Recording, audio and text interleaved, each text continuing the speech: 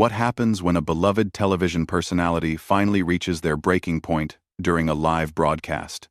Today, we're diving into one of the most shocking moments in daytime television history that left viewers absolutely stunned. The tensions had been building for weeks, but nobody expected what happened when Valerie Bertinelli appeared as a guest on The View.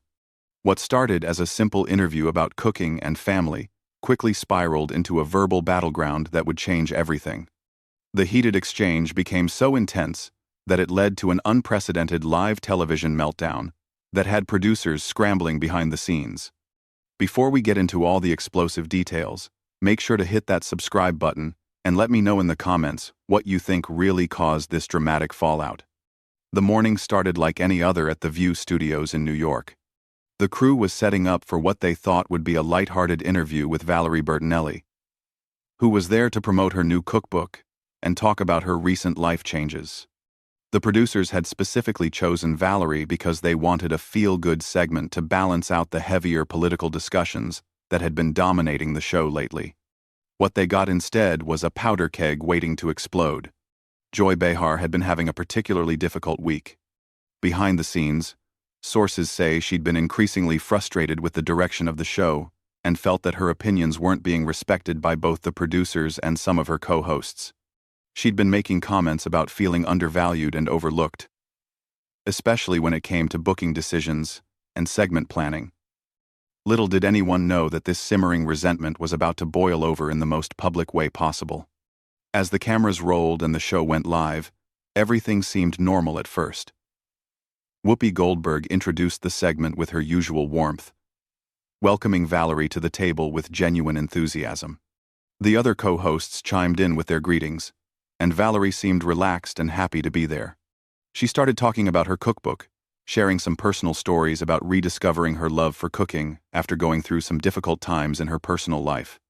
"You know, cooking has always been my therapy," Valerie said with a smile. "But lately it's become something even more meaningful. It's about nourishing not just my body but my soul."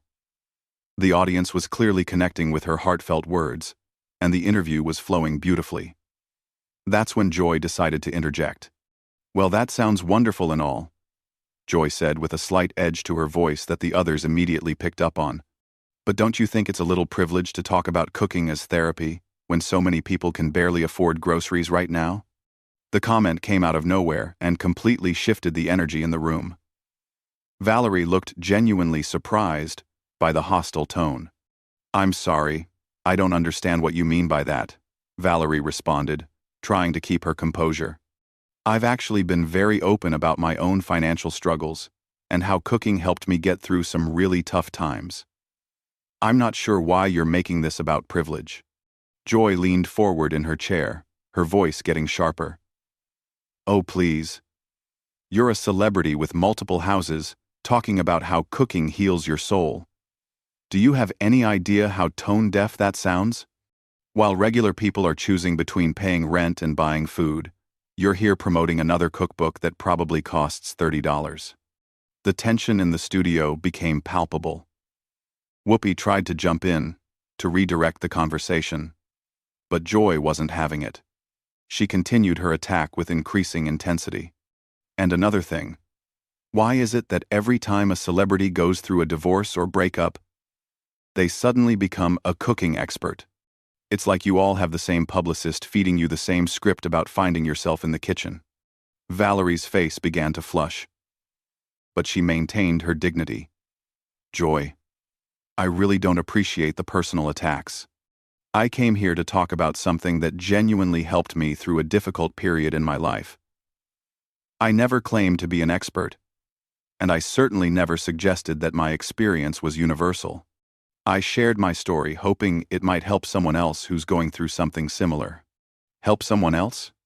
Joy scoffed, rolling her eyes dramatically. "The only thing you're helping is your bank account. This whole reinventing yourself through cooking thing is just another celebrity cash grab, and frankly, I'm tired of pretending otherwise."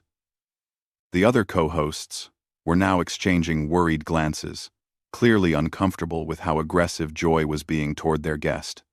Sarah Haynes attempted to step in, saying, "I think what Valerie is trying to share is really beautiful, and many people do find comfort in cooking during difficult times. But Joy immediately turned her fire toward Sarah as well. "Oh, you think it's beautiful too?" Joy snapped. "Of course you do.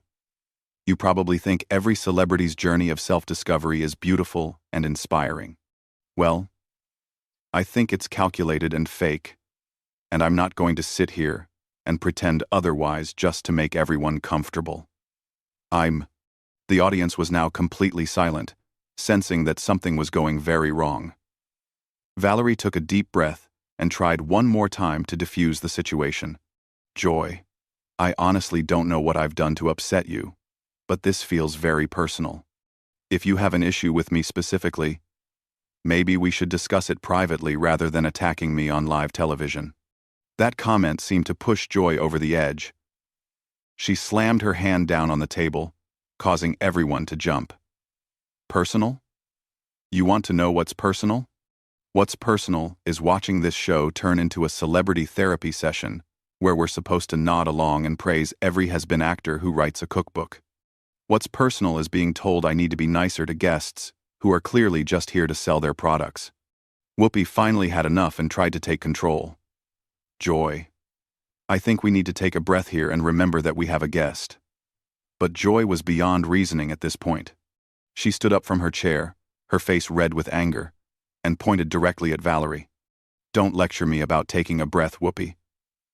I've been taking breaths for years while watching this show lose its edge and turn into some kind of celebrity love fest.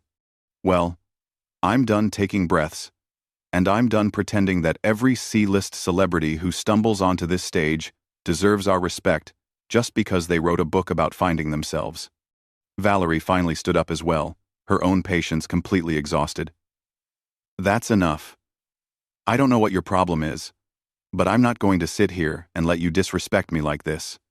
I came here as a guest, and you're treating me like I personally wronged you somehow."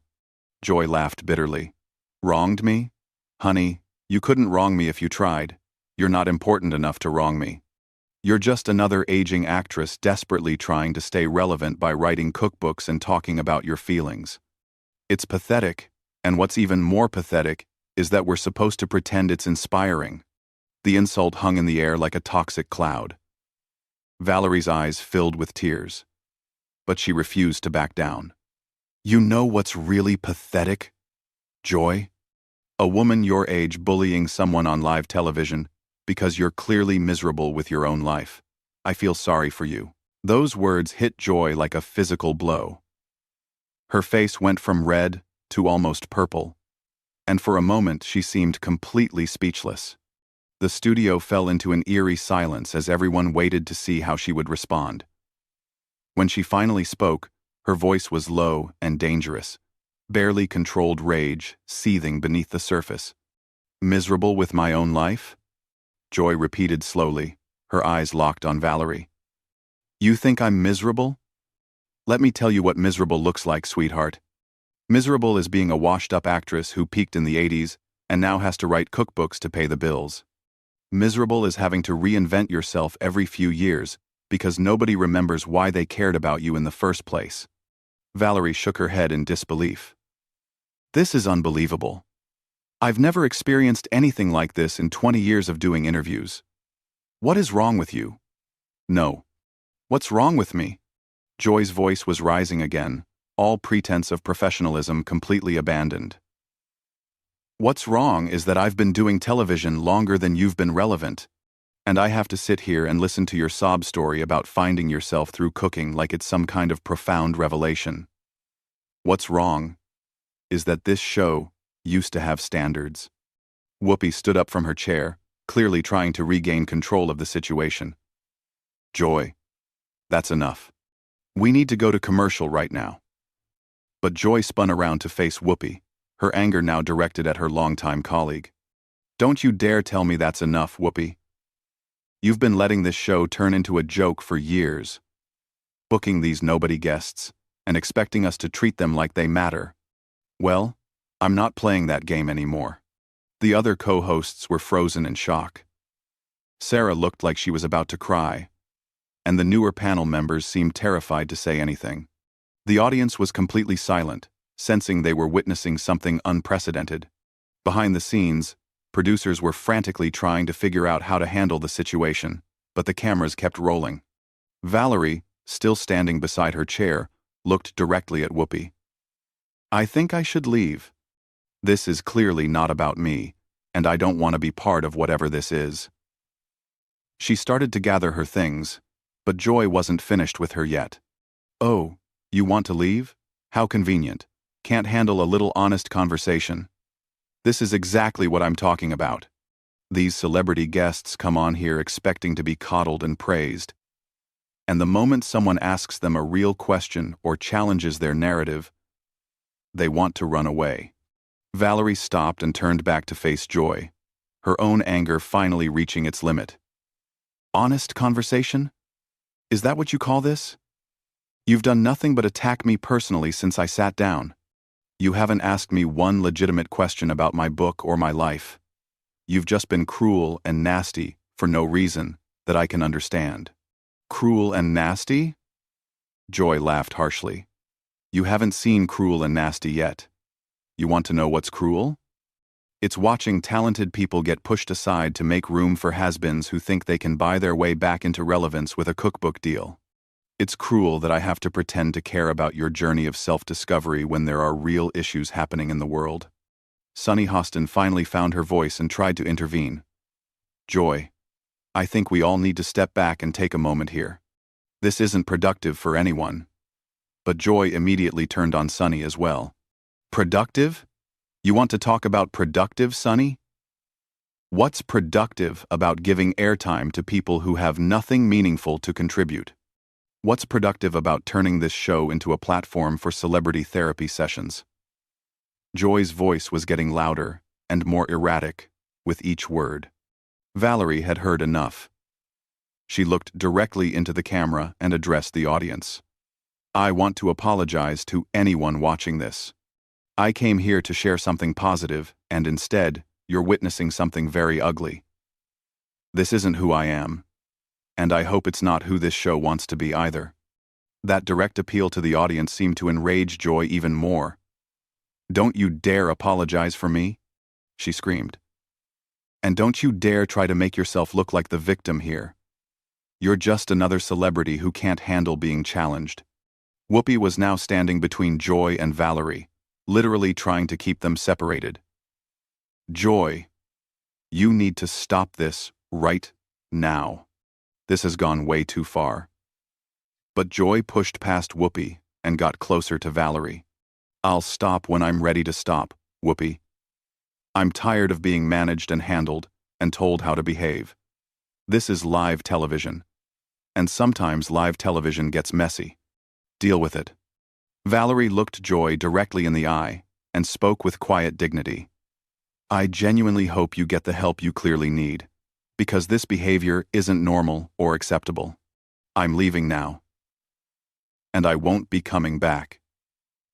As Valerie started to walk away, Joy shouted after her. "Good. Don't come back. And take all your celebrity friends with you. This show doesn't need you or any of the other attention-seeking has-beens who think they can use our platform to sell their products."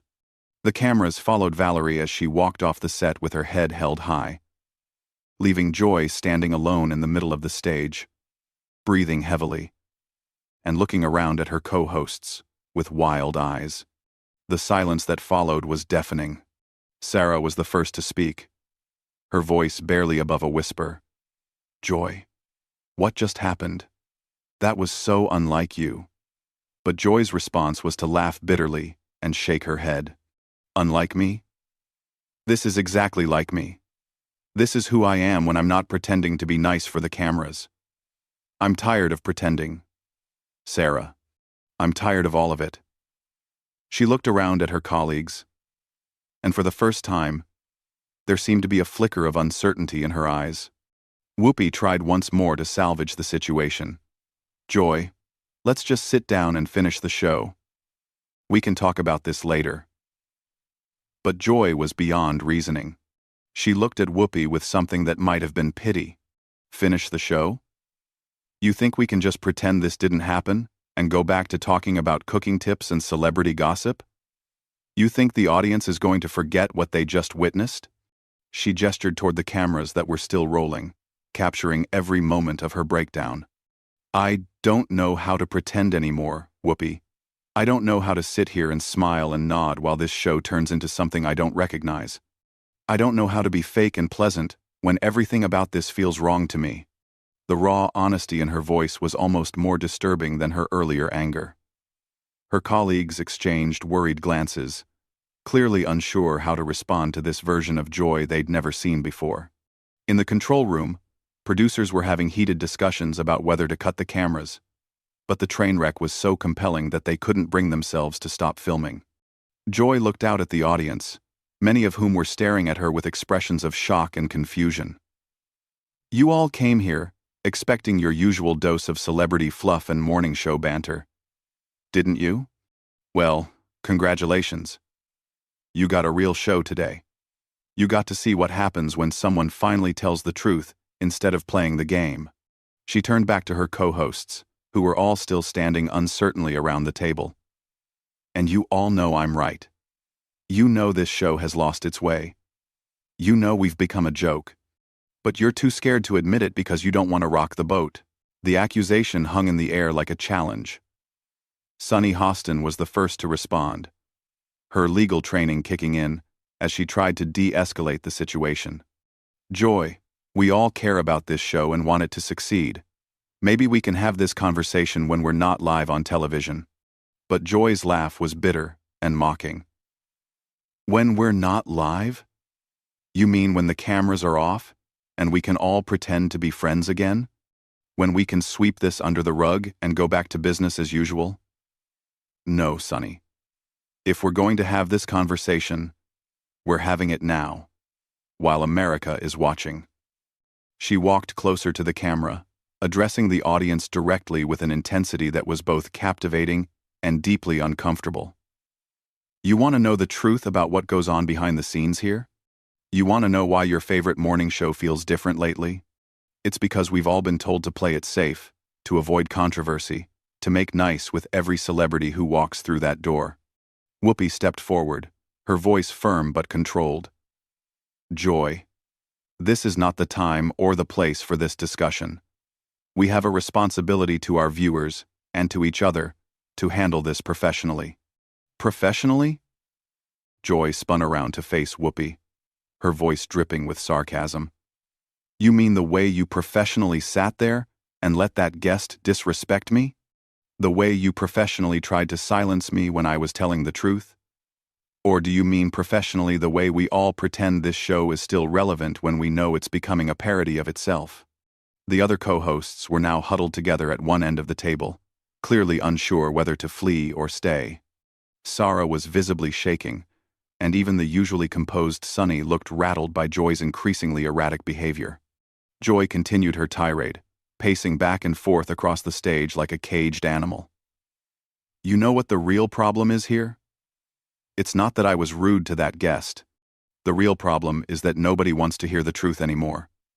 Everyone wants everything sugar-coated and sanitized. Well, I'm 68 years old, and I don't have time for sugar-coating anymore. She stopped pacing and looked directly at her co-hosts. You all sit there judging me for speaking my mind. But where were you when the producers started booking these irrelevant guests? Where were you when they started telling us to tone down our opinions? You all just went along with it because it was easier than fighting. Whoopi tried once more to reason with her longtime colleague. Joy, we can discuss all of these concerns, but not like this. Not in front of our audience. This isn't fair to them or to us. Fair? Joy's voice rose to almost a shriek. You want to talk about fair, Whoopi.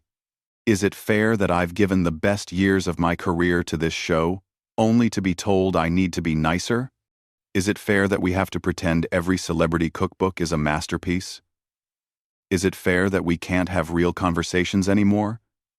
Because someone might get their feelings hurt? The studio audience was completely silent now, many people looking genuinely frightened by what they were witnessing. Some were taking out their phones, recording what was clearly going to become one of the most talked-about moments in television history. Joy noticed the phones and pointed at them accusingly. "Go ahead, record this. Post it everywhere. Let the world see what happens when someone finally tells the truth on live television. Let them see what happens when someone refuses to play the game anymore." She turned back to the camera, her face flushed, and her breathing labored. "You know what? I'm done. I'm done with this show. I'm done with these fake conversations. And I'm done pretending to be someone I'm not for the sake of ratings." The declaration sent shockwaves through the studio. Even the crew members who had been trying to stay invisible were now staring in disbelief. This wasn't just a meltdown anymore. This was a resignation happening live on national television. Whoopi stood up quickly.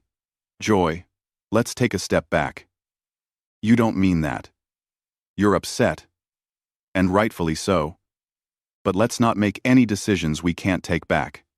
But Joy was already untying her microphone, her hands shaking with anger or adrenaline, or both. "I absolutely mean it, Whoopi. I've never meant anything more in my life. I'm tired of being told to smile and be pleasant, while this show turns into everything I never wanted it to become." She pulled the microphone pack from her waistband and set it down on the table with deliberate ceremony.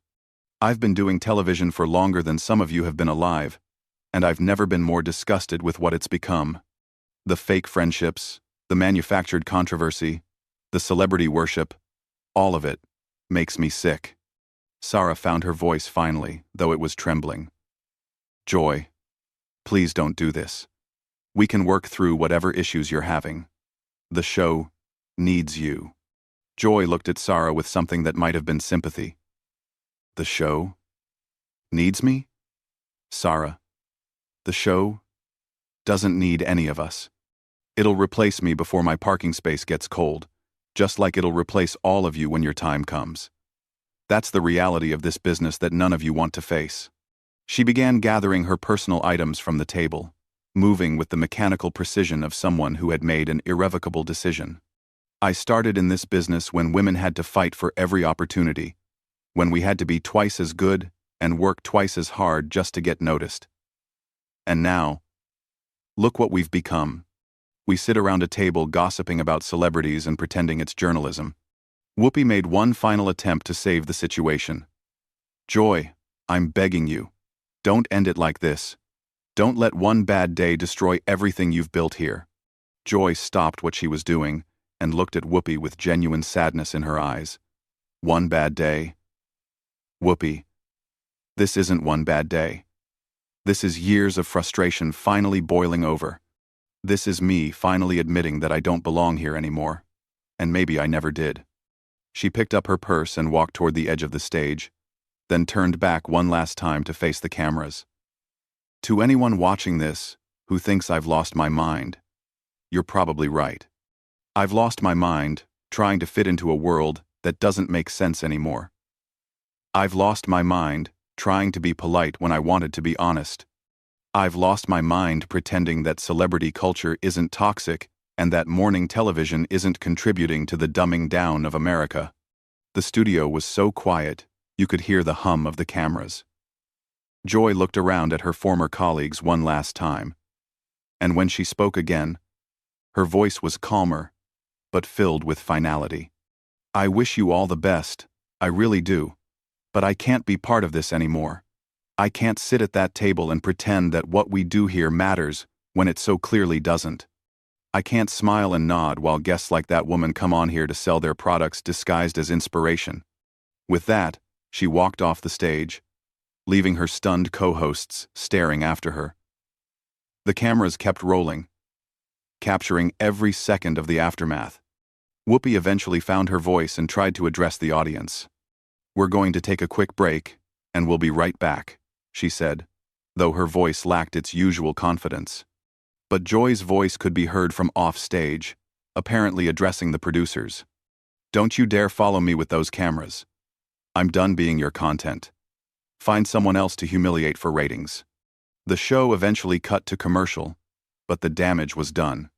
In the span of 30 minutes, one of daytime television's most established personalities had completely destroyed her career in the most public way possible.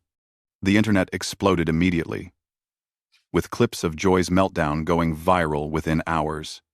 Back in the studio, the remaining co-hosts sat in stunned silence during the commercial break, none of them quite sure how to process what they had just experienced. The guest who had started it all was long gone, but her impact on the show would be felt for years to come. When they returned from commercial, Whoopi did her best to salvage the remainder of the show, but everyone could tell that something fundamental had shifted.